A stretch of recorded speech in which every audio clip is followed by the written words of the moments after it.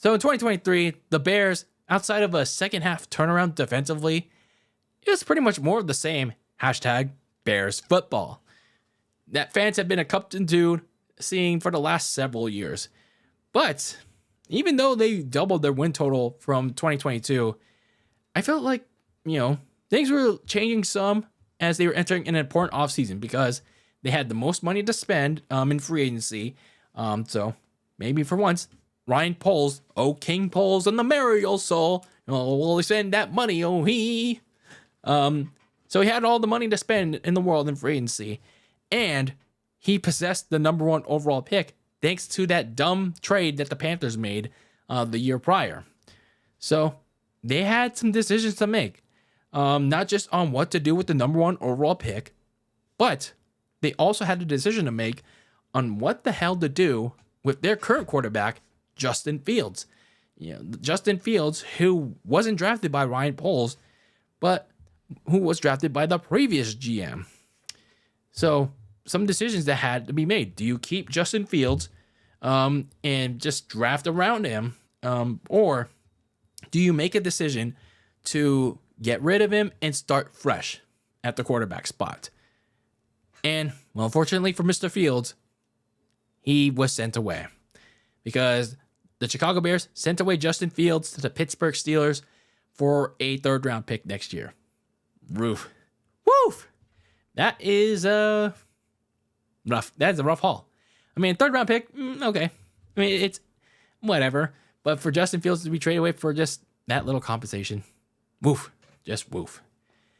But the Bears weren't done trading. They weren't done making deals with trades as they traded for receiver Keenan Allen from the Chargers. Keenan Allen, he had probably a good year with LA last year, but his season got cut short late with an injury. But I mean, he still played in the Pro Bowl, but that's something.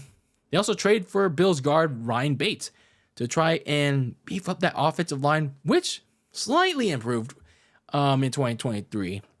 And probably one of their first moves from this past offseason was re-signing their corner Jalen Johnson, who was at first franchise tagged, but they managed to get the deal done with him, which was the key thing that I was hoping for the Bears in terms of their team needs, because Jalen Johnson was a key part of their secondary. He was key in helping them get turnovers, generate pass breakups, key part of their secondary.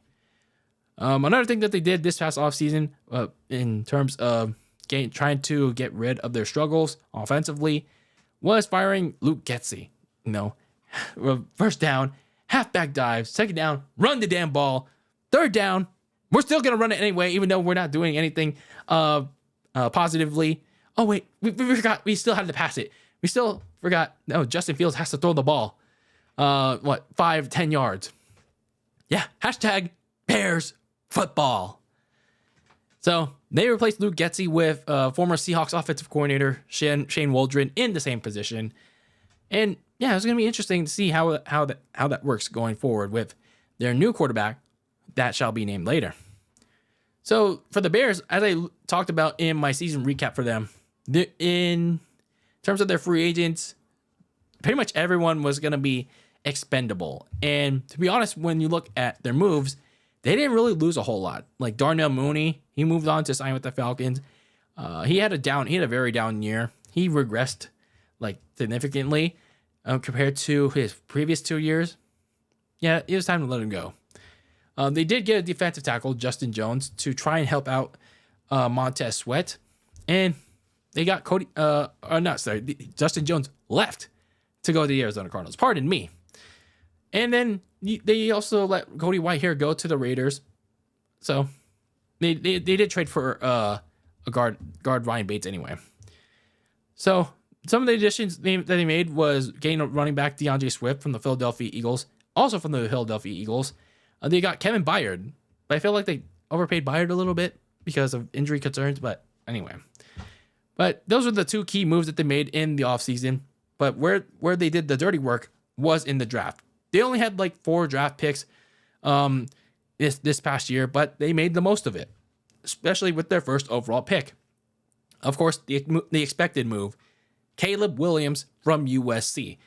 So he seems like a very good quarterback. Everyone's saying, oh, he's the next big thing in the NFL. He's going to raise hell. But as with every quarterback that has come into the league in the last couple of years, let's wait and see. Let's wait and see what the kid's got. But the Bears fans are certainly gearing up that they're hoping that he could be the next big thing. And, well, look how the last one panned out.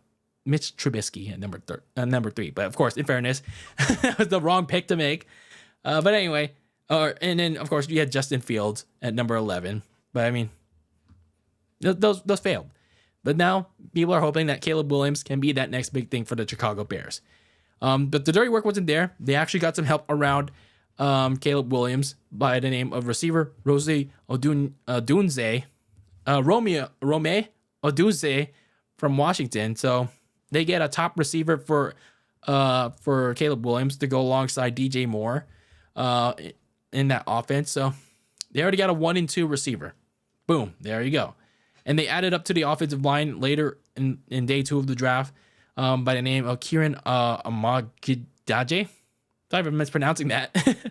But yeah, they continue to beef up that offense. And they also got an edge rusher to end their day, to end their draft by the name of Austin Booker. So, and overall with the Chicago Bears offseason, they did good for now in preparing for the next quarterback. Like Ryan Poles, he was given a gift last year when the Panthers gave up a lot to go get Bryce Young, and especially with them bottoming out, that number 1 overall pick was pivotal for them because, yeah, the decision probably didn't come easy, but Justin Fields just wasn't moving the needle for them. He was running too much.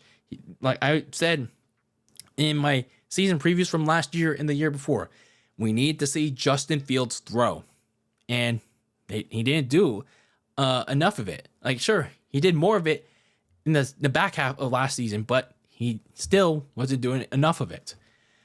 So he wasn't moving the needle many had hoped for, and it was just time for a fresh start from both sides. So, yeah, you move on for Justin Fields, you get Caleb Williams, your guy, and getting a veteran receiver in Keenan Allen to help out DJ Moore, as well as your quarterback Caleb, was key. And so was getting DeAndre Swift for Caleb as well. So you pretty much have an offense to work with this time, especially for Shane Waldron, and of course your head coach. So of course, going to this year, you want to see how Caleb Williams will do in his rookie year, trying to adjust the NFL. Hopefully, he doesn't get caught up in the glitz and glamour of the National Football League. So looking at some of the key games for the Bears going into this season, it's the first couple of games. It's the first 4 games of the season. You want to make that first impression early on, and those first games include an AFC South gauntlet against the Titans at home, and then you go on a road trip to face the Texans and the Colts. Yeah, against C.J. Stroud and Anthony Richardson. What a gauntlet there. And then you come home to face Matthew Stafford and the Rams in week 4. What a month. What a month to kick off your season, huh? So obviously, the question around this season is how Caleb Williams going to do for his rookie year. I mean, obviously there's so much hype around this guy in his last 2 years at USC and during the pre-draft process. I mean, he seems like a good player from the snippets that I've seen. But like with every quarterback, like I said, especially one that goes first overall, high expectations, a high ceiling for him that he's going to have to perform to. And he can't let the success go to his head. So he has to show up and show out going into his first year in the NFL.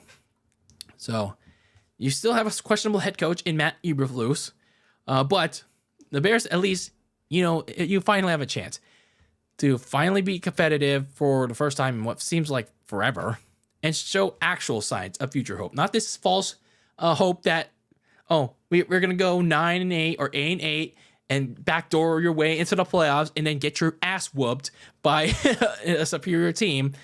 No. Actual signs of hope. Like, your quarterback is actually progressing. They're doing well consistently. That kind of hope. Something that Bears fans haven't felt in a long time. And as long as Caleb Williams performs to expectation, perhaps 2024 could truly be the end of Bears!